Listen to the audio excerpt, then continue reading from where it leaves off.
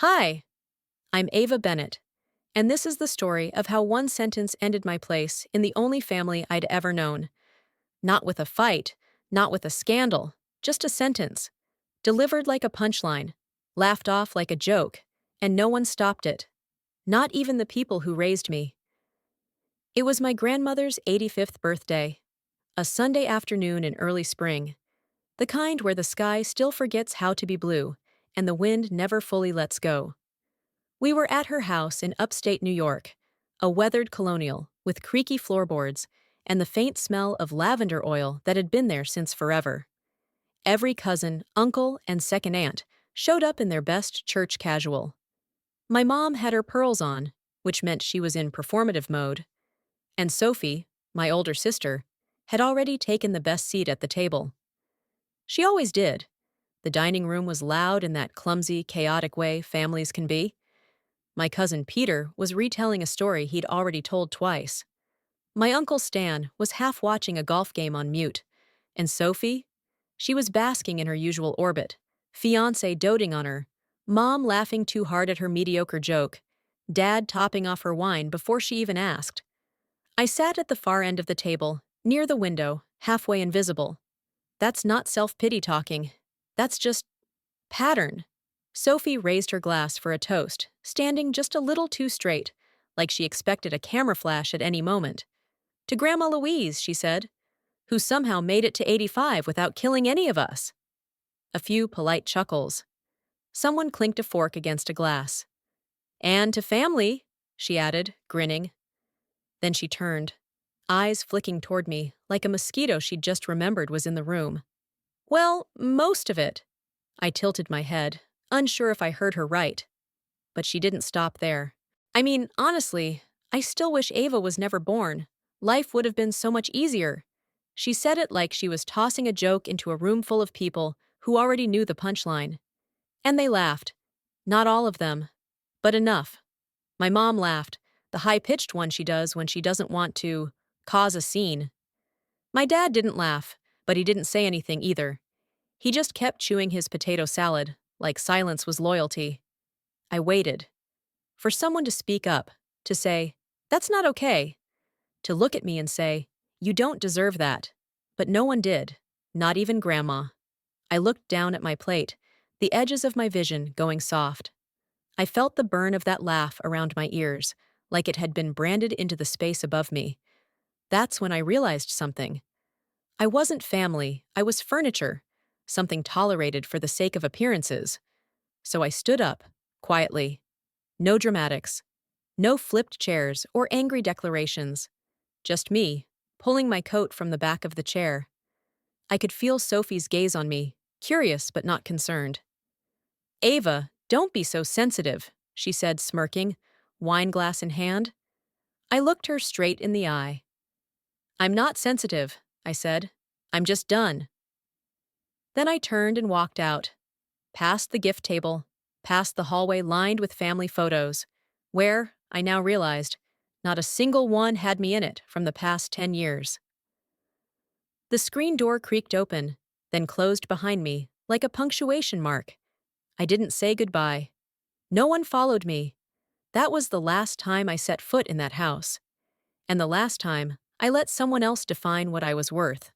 Some things aren't said out of hate. Some things are said out of certainty that no one will dare challenge them. Ever had someone laugh at your existence, and no one flinched? The hardest part about disappearing is realizing how little anyone notices. For the first 6 weeks after I walked out of my grandmother's house, my phone didn't ring. No missed calls, no texts asking if I was okay.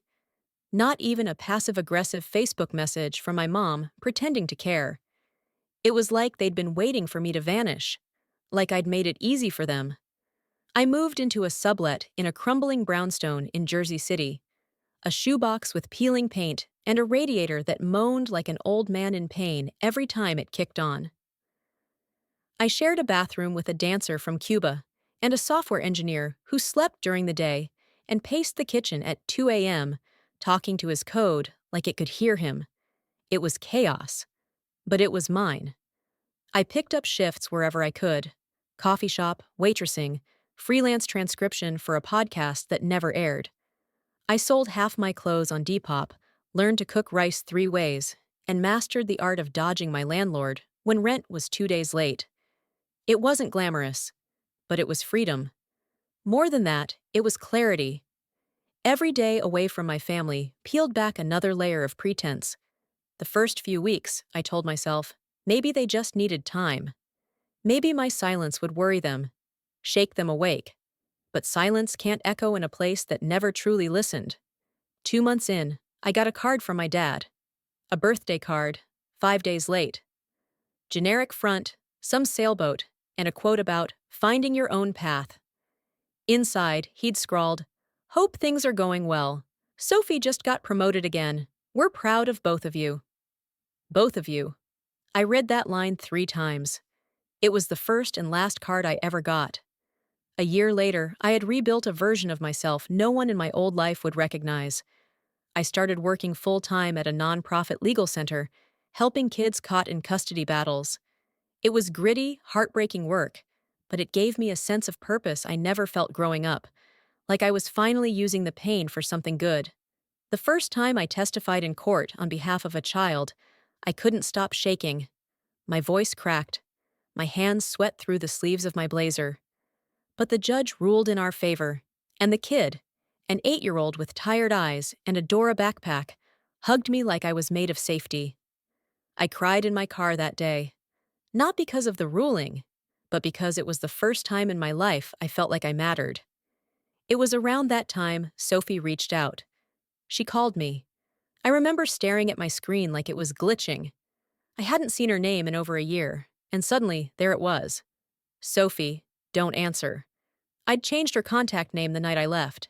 She left a voicemail, just 10 seconds. "Hey Ava, I know it's been a while. Can we talk?" No apology, no context. Just a casual, "Can we talk?" Like she'd forgotten the words that drove me out. Like she hadn't wished me out of existence in front of everyone we shared DNA with.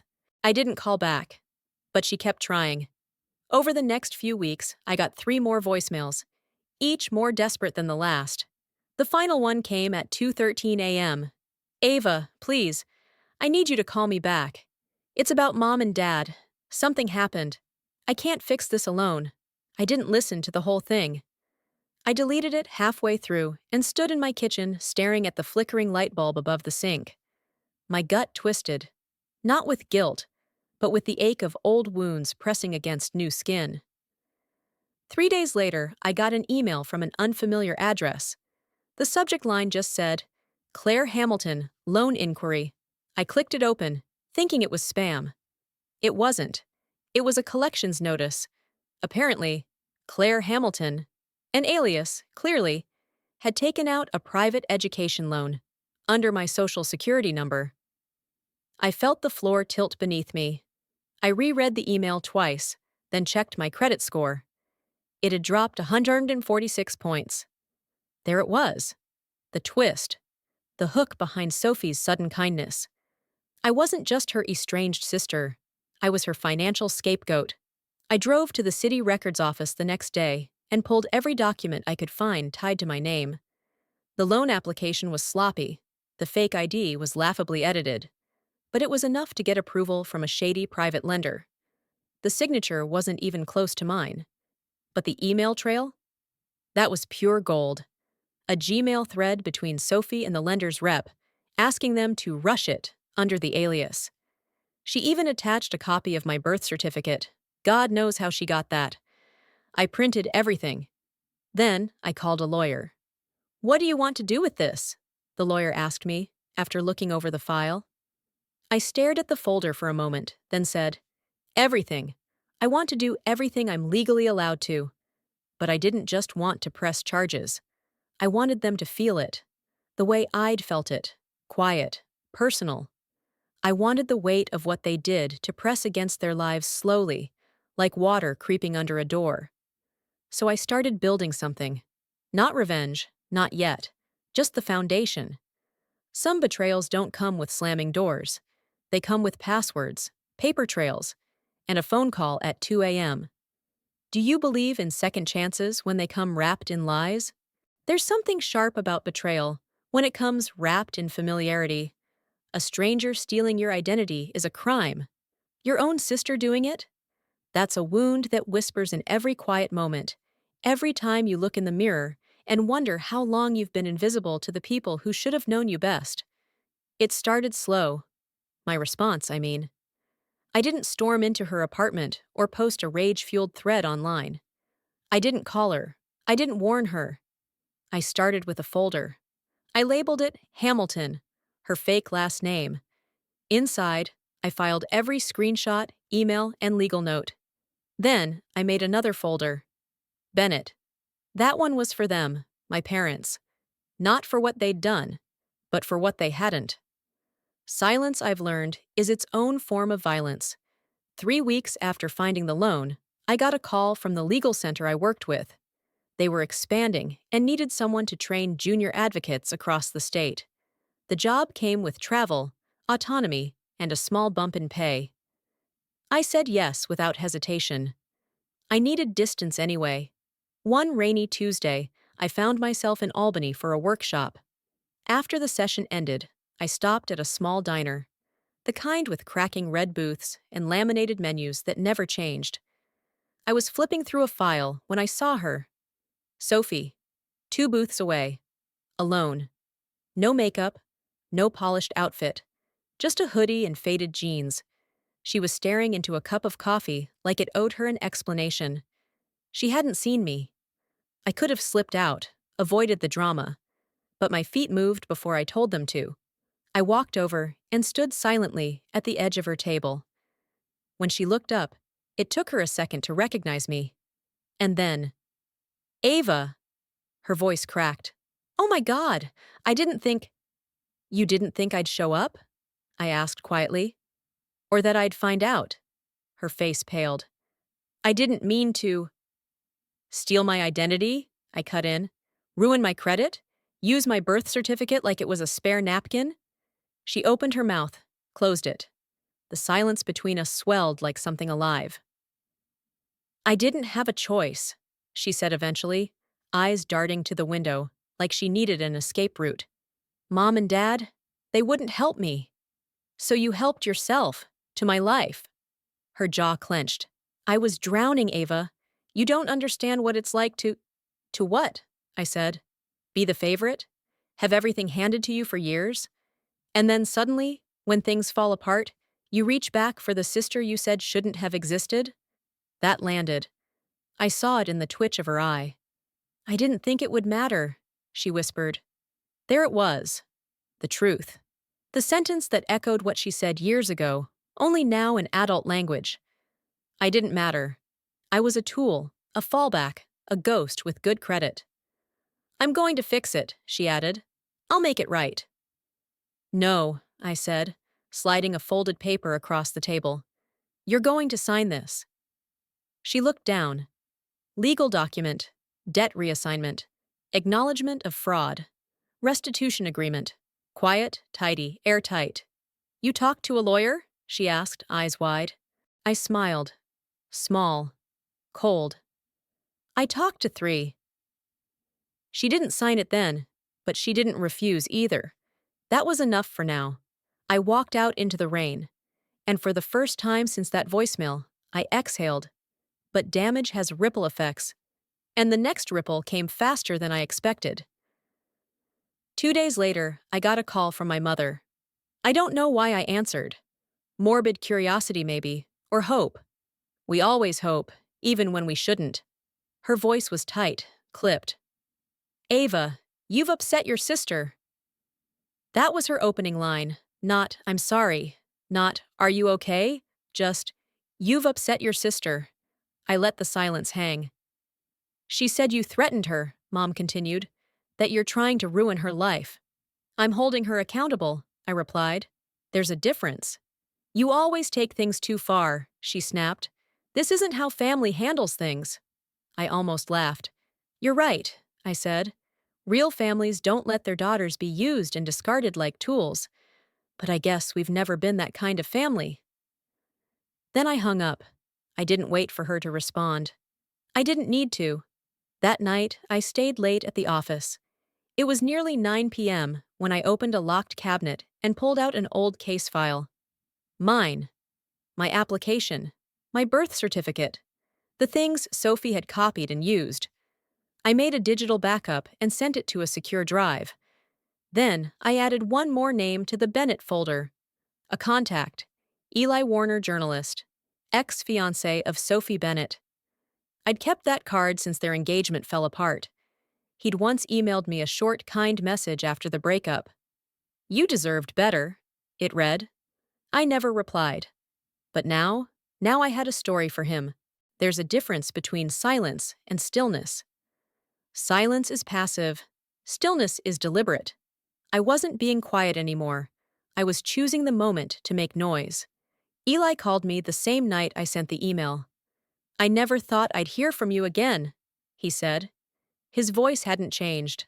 Calm, level, with just a trace of something sharper beneath. "Sophie's sister, Ava, right?" "Still am," I said. "But not for long if she has her way." There was a beat of quiet. Then he asked, "You ready to burn it down?" "No," I said, my voice steady. "I'm ready to light a match and watch them trip over their own gasoline." He laughed once, not mockingly, more like respect. Or recognition. We met at a quiet cafe in Brooklyn, a place with chipped mugs and strong coffee. Eli arrived early, sitting by the window, flipping through a worn notebook. I slid the file across the table without a word. He opened it slowly. As his eyes scanned the documents, loan statements, digital forensics, the fraud declaration with Sophie's signature, his brow tightened. "She used your name?" he muttered. "And they didn't stop her?" "They didn't even blink," I said. "She told them she had to do it, and they let her." He nodded, like something long suspected had just been confirmed. "I always wondered how deep it went," he said. "Now I know." Then, almost softly, he added, "You know this will go public if I write it." "I'm counting on it," I said. Eli didn't write clickbait. His stories weren't built to trend. They were meticulous, fact-checked, legal landmines wrapped in quiet prose. He had a way of cutting to the truth without ever raising his voice. That's why I chose him. He asked for time, 2 weeks. Enough to dig deeper, talk to the right people, avoid libel. I gave him everything: background, timelines, old family photos, even Sophie's engagement photos from their short-lived past. He didn't flinch. During those 2 weeks, I waited. And as I waited, the tremors started. It began with a voicemail from my dad. Not angry, just careful. "Ava, sweetheart, we heard you're talking to Eli. Is that true? Look, if there's something going on, we should talk. We don't need outsiders in our family business." Family business. As if what they did to me was an accounting error, a small, fixable misstep. I didn't respond. Then Mom emailed me. Just a subject line. "We can fix this. No body, no apology. Just 3 words." Like a sales pitch she didn't believe in. 10 days in, Eli sent me a draft. I opened it with shaking hands.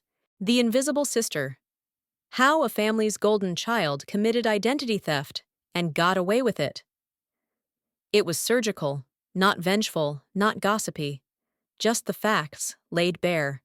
Dates, emails, voicemails. Even a quote from one of Sophie's old professors, subtly confirming how ambitious she'd always been. He didn't name me, called me A to protect my identity. But anyone from our town would know. And more importantly, they would know. He published the piece the next day. No promotion, no teaser. Just quietly dropped it into the world. And it exploded. By that weekend, the article had been shared over 10,000 times. A regional radio station picked it up. A legal blog posted a reaction piece. Sophie's Workplace, an NGO that helped young women thrive, pulled her profile from their website. I didn't gloat, but I watched, closely. The next twist came via a text from Sophie. "Sophie, you've ruined me. I hope you're happy." I stared at the screen. The irony nearly made me laugh. I wanted to type back, You ruined yourself. But that would have given her too much power. So I said nothing. 2 hours later, she tried again. Sophie. Please, Ava. They're going to fire me. I'll lose my apartment. I didn't think you'd actually. Please just talk to me.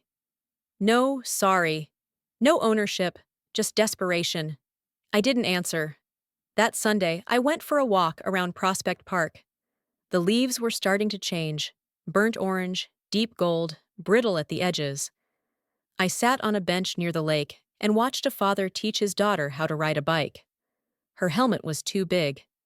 She fell once, hard, but got up without crying. She didn't scream. She didn't wait to be rescued. She just stood up, brushed off the leaves, and tried again. There was something honest in that. I remembered falling as a kid and hearing Sophie laugh. Drama queen, she'd muttered, and Mom, standing behind her, hadn't said a word. Later that night, I received another email. This time from Sophie's employer. It was formal, legal, direct. They were reviewing the matter with seriousness and had temporarily suspended her pending further investigation. They asked if I'd be willing to provide a witness statement. I agreed, but only on one condition: anonymity. I didn't want revenge. I wanted accountability. Not all revenge is loud. Sometimes the loudest justice is spoken in ink, not screams. What would you have done if someone stole your name and everyone told you to stay quiet? It didn't take long for the silence to shatter. A week after the article went live, I received a phone call from an unknown number. I almost didn't answer. Most people don't after what I'd lived through, but something in my gut told me to pick up. Hello? I said cautiously. It's Dad, came the voice. No, hi, sweetheart. No softness, just 2 words, sharp and unsettled. I figured, I replied. He hesitated. We need to talk, in person. I don't think that's a good idea. Ava, please, it's important. There was weight in his voice I hadn't heard before.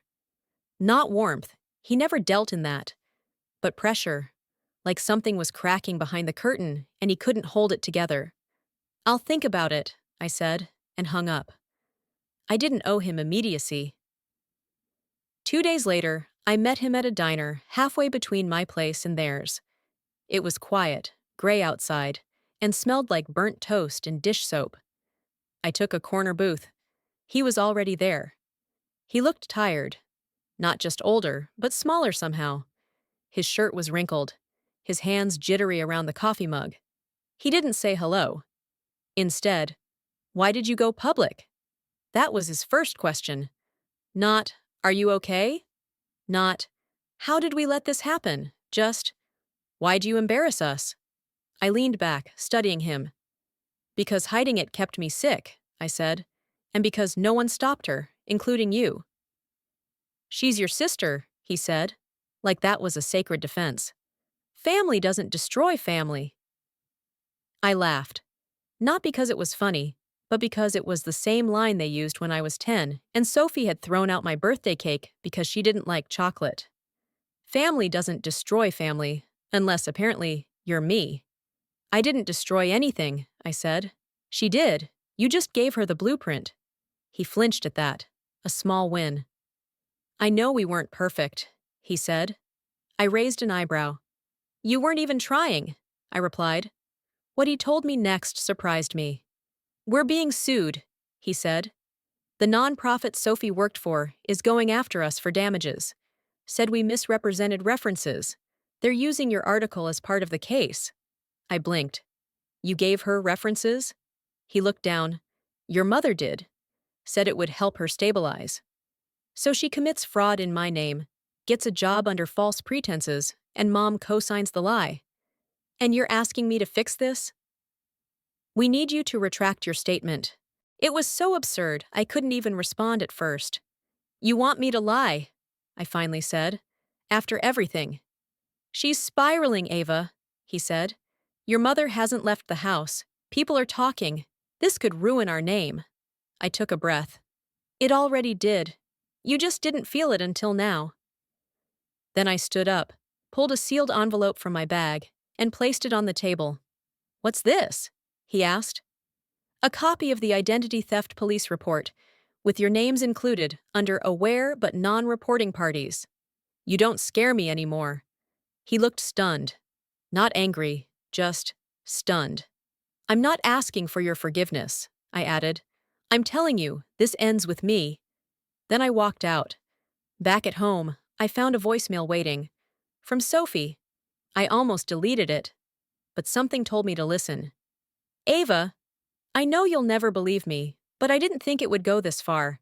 I didn't think they'd drag you in. I just wanted to feel like someone believed I could succeed, even if I had to fake it." Her voice cracked. "I'm sorry. I am. I know that's not enough. But I am." I sat there for a long time after that. Not crying. Just absorbing. Sorry, that word. It comes too late to fix things, but just early enough to make you second-guess how angry you're allowed to be. I didn't call her back. Some bridges burned slow. The invitation came in a plain white envelope. No frills, no embellishment. Just a legal firm's letterhead and 5 stark words.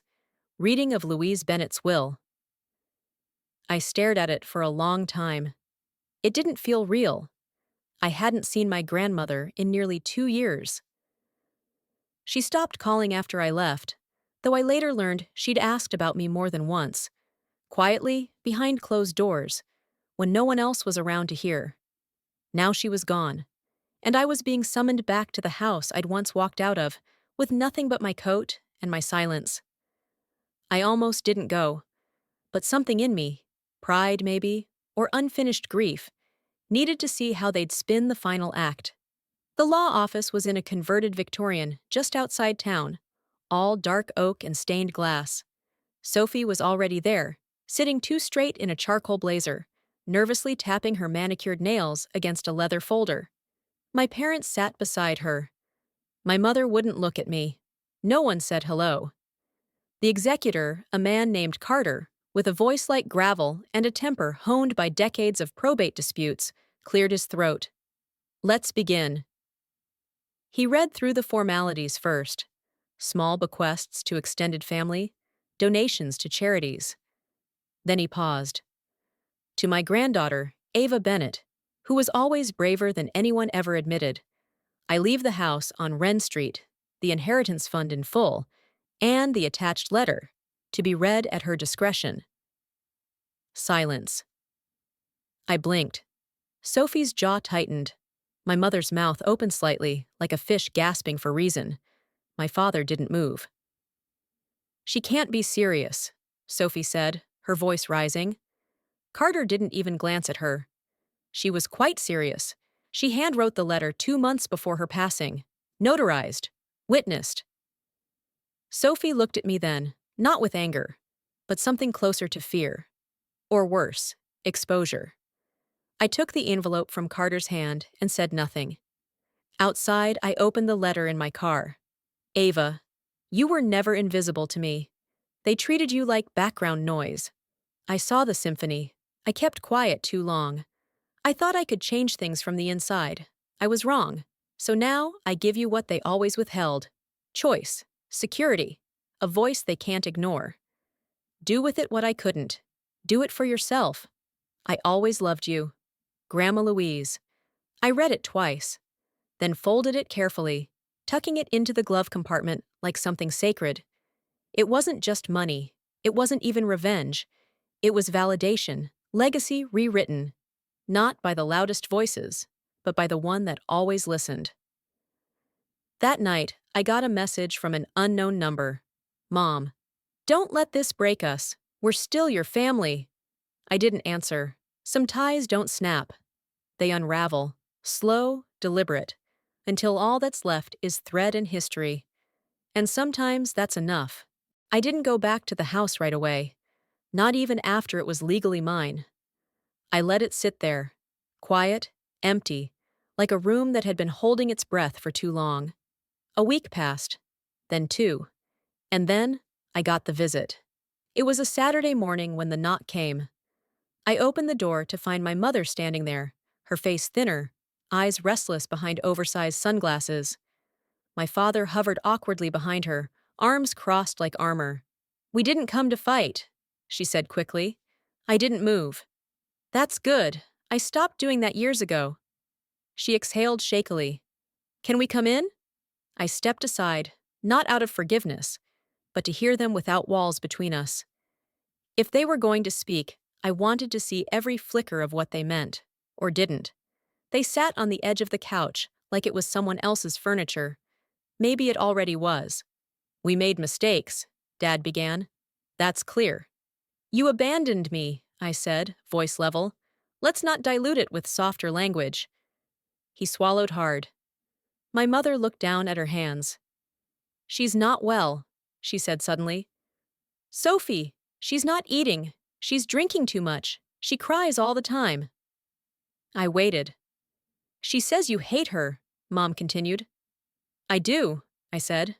Not cruelly, just simply. "Or I did. But it's not even hate anymore. It's something colder." She flinched, but said nothing. "I didn't ruin her life," I added. "She just finally had to live without mine to carry her mistakes." "We raised you both the best we could," Dad muttered, defensively. I nodded slowly. "Yes. And one of us was raised to believe she could do anything. The other was raised to believe she should do nothing to upset that." They didn't respond. I stood, walked to the dining table, and picked up the envelope I'd prepared days ago. I handed it to them. "What's this?" my father asked. "The deed," I said. "To the house." Their eyes widened. "You're giving it back?" my mother breathed. "No," I said. "I'm giving it away." They stared. "I've transferred ownership to the Louise Bennett Foundation. It's going to be used as a transition home for young women aging out of foster care, girls who were discarded, like I was. But unlike me, they won't walk into a world alone." My mother's lip trembled. "You'd give up everything?" I shook my head. "I'm finally keeping everything that matters. Dignity, peace, truth." She whispered something I almost didn't hear. "We didn't know how to love you." I met her eyes. "You didn't even try." She stood as if to hug me. I stepped back. "No, not out of anger," I said gently. "Just boundaries." Later, I walked past the old house on Wren Street. The shutters were faded. The garden had grown wild. But something about it no longer haunted me. It was just wood and walls now. A canvas, not a wound. Inside, women would one day gather in the kitchen and talk about jobs, dreams, healing. They wouldn't know my story. But they'd be walking through the ashes of it. And they'd be stronger for it. I got a letter from Sophie weeks later. Just a single page. "Ava, there's no way to undo what I did. I don't expect forgiveness. But I needed you to know I envy you, not your success, your spine, the way you said no and meant it. I never could. I hope you build something that lasts longer than our family ever did."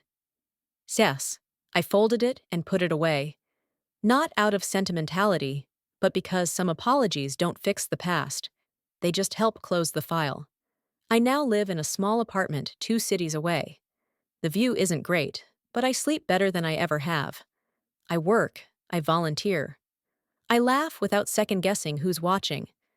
Most days, I don't think about them. But sometimes, when I pass a family in a grocery store, parents listening, children not afraid to speak, I remember what it felt like to be invisible. And I remember that I chose to stop being. Not through revenge, through removal, through rebuilding. Some people spend their whole lives trying to earn love from those who were never capable of giving it. I did too, until I learned that walking away isn't weakness, it's wisdom. You don't owe your peace to the people who stole it from you. What you owe yourself is the courage to protect it. There was a time I would have done anything to be chosen. Now, I choose myself. And maybe that's what healing really is. Let me ask you this. Have you ever stayed too long in a place that no longer saw your worth? What finally made you walk away? If this story touched something inside you, let me know where you're watching from, or what part of the story hit home. And if it didn't, tell me why. I'm here to listen too. Drop a comment, share your thoughts, and don't forget, if you felt this story mattered, subscribe to the channel so you don't miss the next one. We've got more stories that speak where words often fail.